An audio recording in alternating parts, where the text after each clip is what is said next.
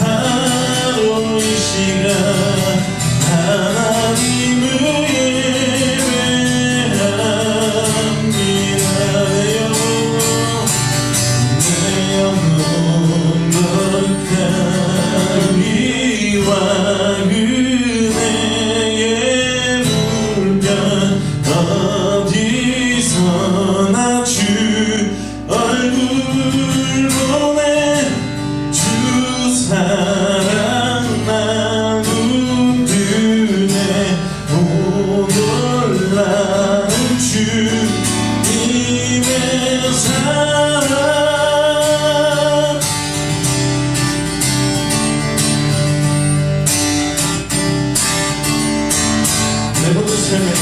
내 모든 삶의 행동 주 안에 주님 안에 있는 나의 숨쉬는 순간들도 내 모든 삶의 걸음 주 안에 내게도 주 안에 나의 숨쉬는 주 얼굴 보내 주 사랑 나누네 오 놀라운 주님의 사랑.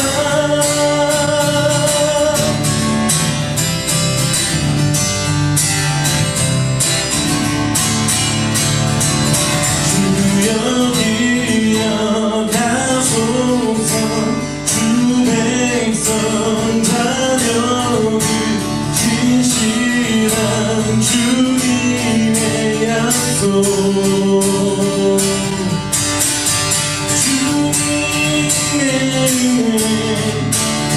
내게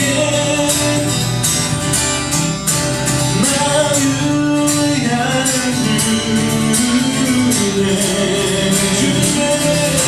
주님의 은혜 내게 넘치네 나를 주네 주여 기억하소서 주여 기억하소서 주 백성 자녀들 진실한 주님의 주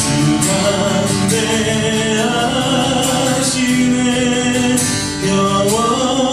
영원토록 놀라운 영광의 예수 그도 비교할 수 없는 그 예수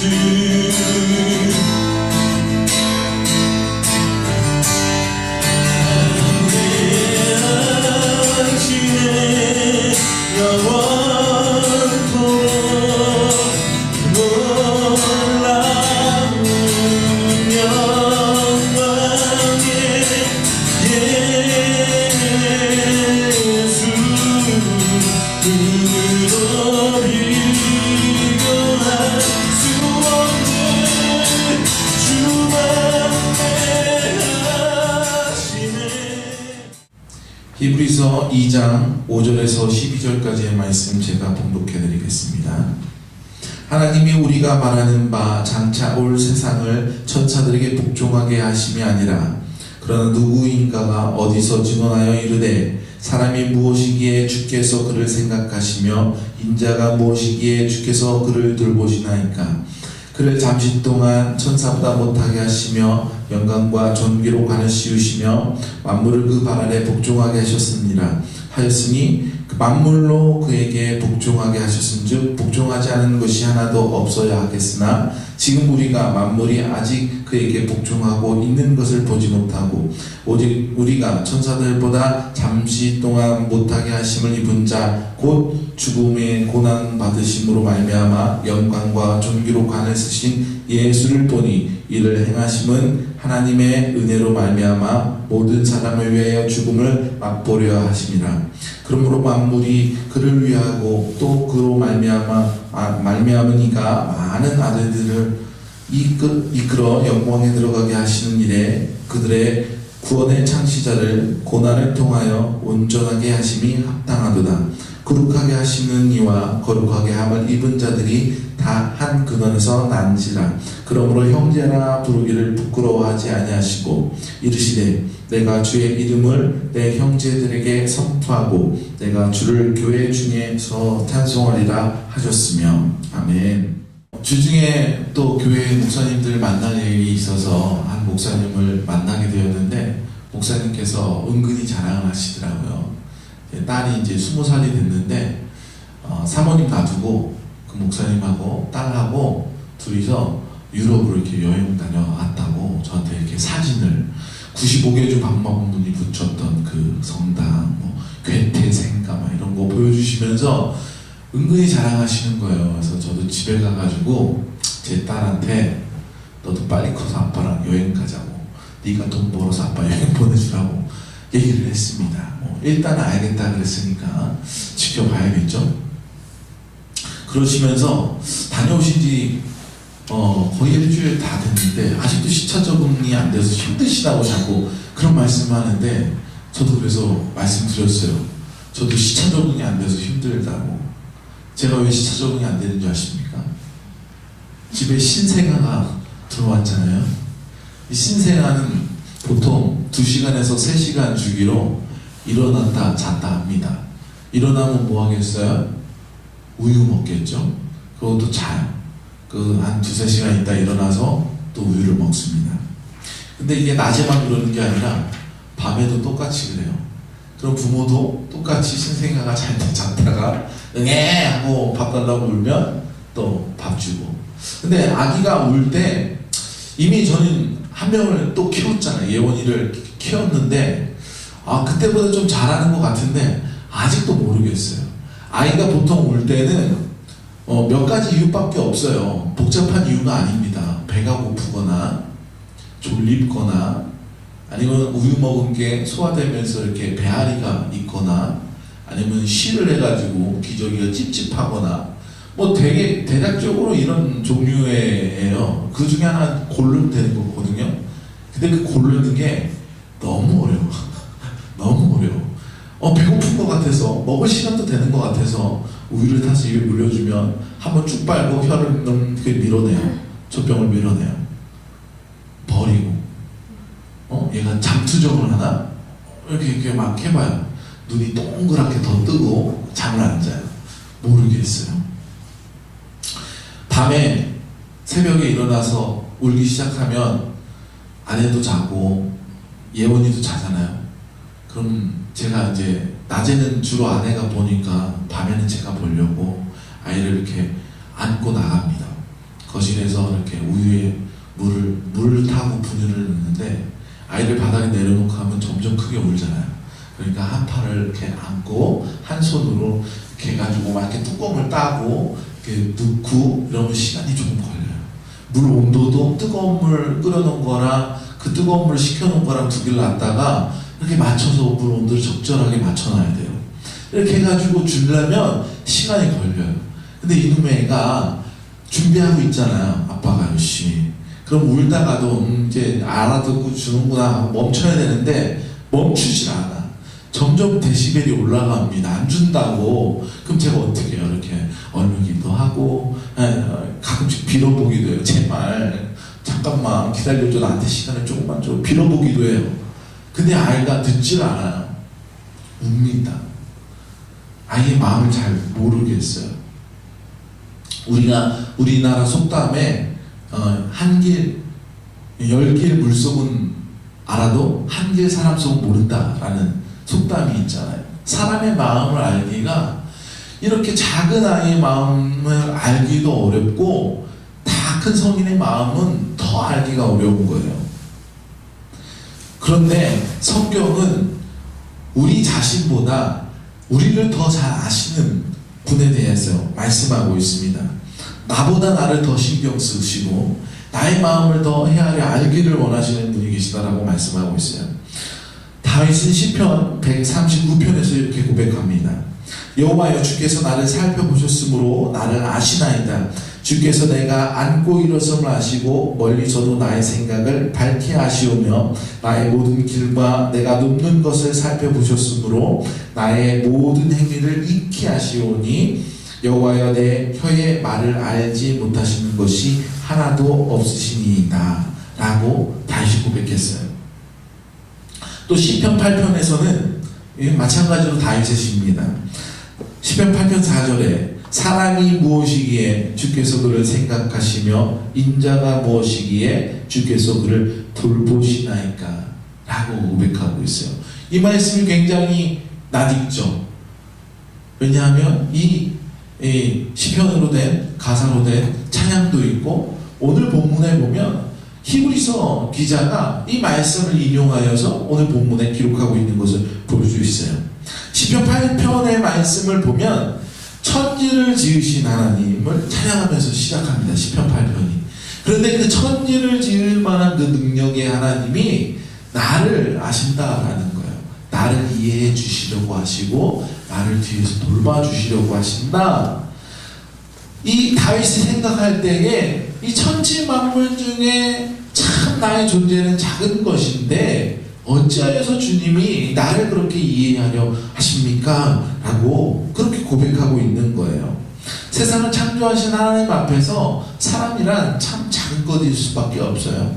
우리가 이 지구상에 있는 것들 중에 우리가 얼마나 더 클 수 있겠습니까?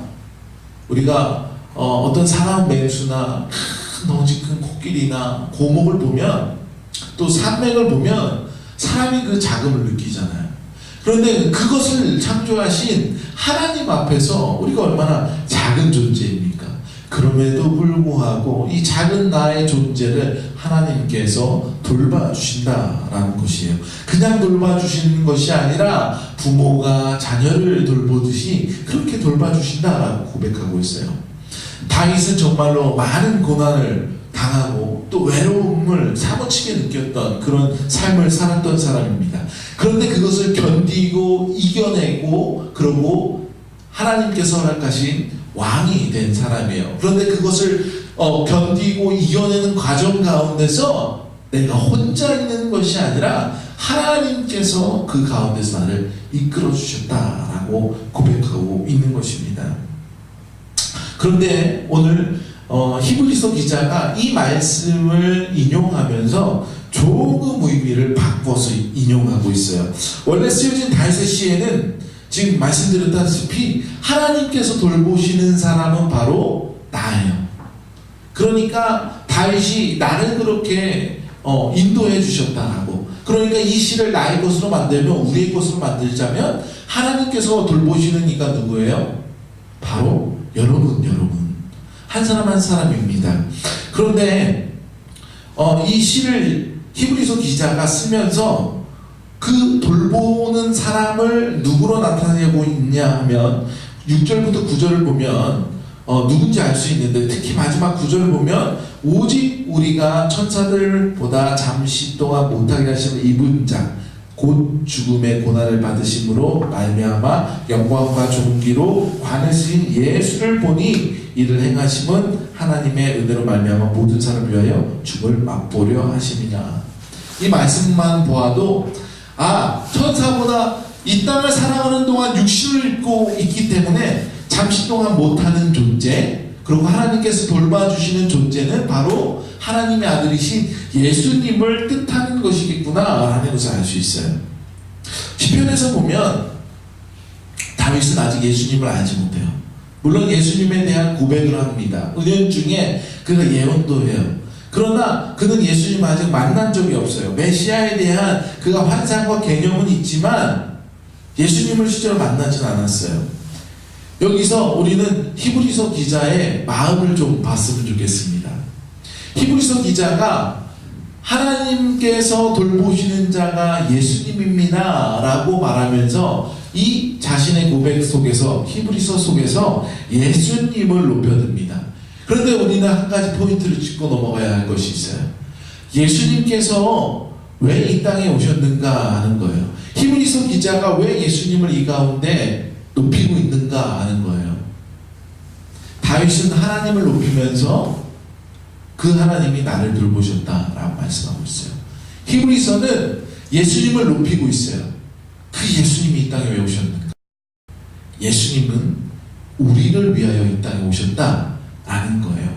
그래서 히브리서 기자는 여기에서 예수님께서 이 땅에 오셔서 하나님께서 그렇게 돌보시고 이끄시는데 이 예수님이 나를 또 이끄신다라고 고백하고 있는 것입니다.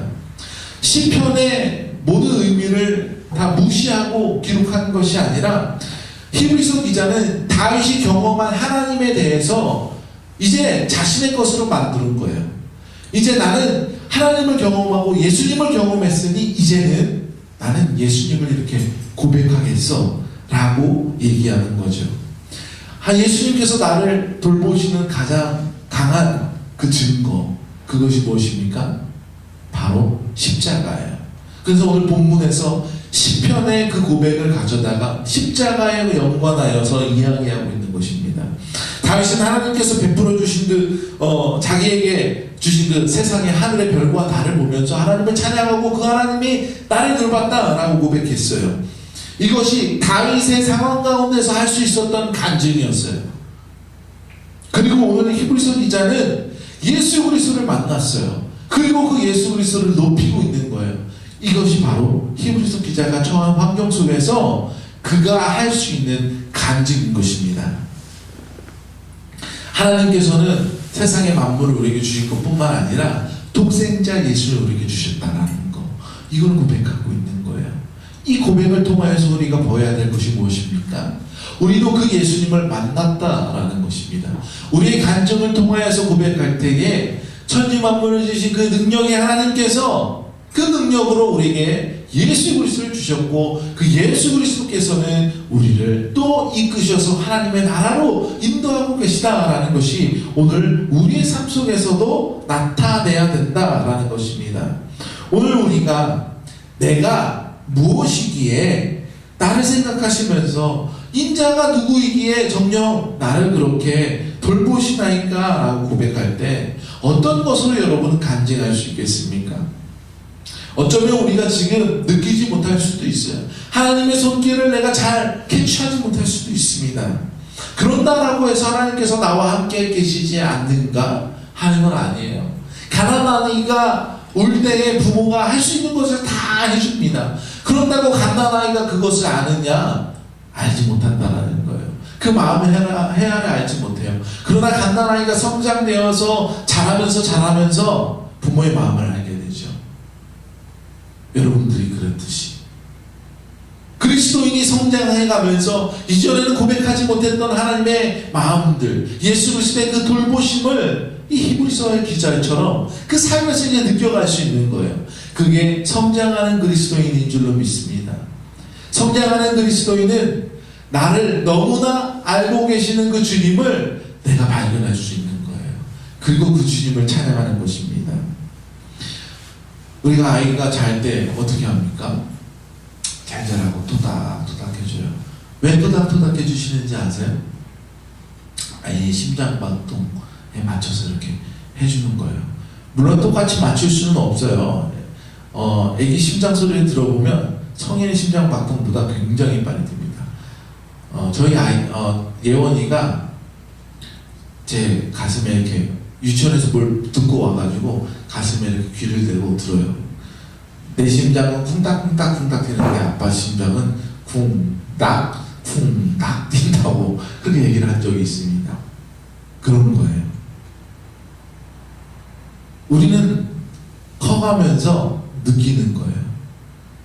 이 토닥토닥거리는 그 손길을 우리는 느끼지 못했지만, 내가 자면서 그 손길을 느끼지 못했지만 커서 들어보면 그 손길이 분명 나와 함께 있음을 아는 거예요. 그러고 내가 여전히 성장했지만 그 부모님이 여전히 나를 등 뒤에서 토닥토닥 해주는 것을 우리가 알지 않습니까? 우리가 나이가 30이 되어도 40이 되어도 50이 되어도 부모님이 살아계시는 동안 하는 걱정은 자식 걱정이에요. 우리 하나님께서는 어떠시겠어요? 우리를 자녀 삼으신 그 분의 마음은 어떠시겠습니까? 나를 너무나 잘 아시는 분의 마음은 어떠시겠습니까? 내가 힘들어할 때, 내가 연약할 때, 달과 같이 넘어졌을 때, 하나님을 바라볼 때에 그 마음의 시험이 올 때에, 내 자존감이 무너졌을 때에 하나님께서 우리의 마음을 아시는 거예요. 그때마다 우리의 등을 토닥토닥 두드려 주십니다. 우리의 필요를 채워주십니다. 잠깐만 기다려봐 라고 하나님께서 말씀하십니다. 우리는 그 하나님을 고백해야 될 줄로 믿습니다. 우리가 성숙한 그리스도인이 되어서 그 하나님을 여러분의 삶 속에서, 우리의 시간 속에서 발견할 수 있는 저와 여러분이 되길 바랍니다. 요즘 어떤 놀라운 일을 경험할 때 많이 쓰는 이야기들이 있죠. 이거 싫어하냐? 라는 얘기하지 않습니까? 하나님께서, 그 능력의 하나님께서, 천지 만물을 지으신 하나님께서 우리와 함께 하시고 나를 돌보신다라는 게 이게 실화입니다. 이 실화를 믿으시고 살아가시는 저와 여러분이 되시기를 간절히 주님의 이름으로 축원드립니다. 기도하시겠습니다.